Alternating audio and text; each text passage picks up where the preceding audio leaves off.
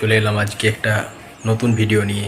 তো আজকের ভিডিওটা হবে খাস করে সবার ফার্স্টে আমরা যাব এই সুপুর থেকে একদম লট নাম্বার 8, তারপর গঙ্গাসাগরের পর কপিলমণি আশ্রম থেকে সুন্দরবন ও যে জায়গাগুলো যাব।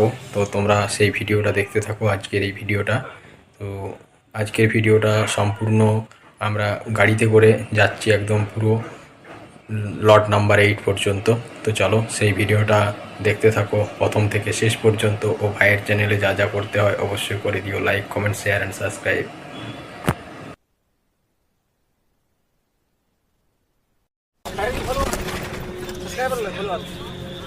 এই দেখ আমি কিছু বলবো দাদা, এইটা এইটা আমার বন্ধু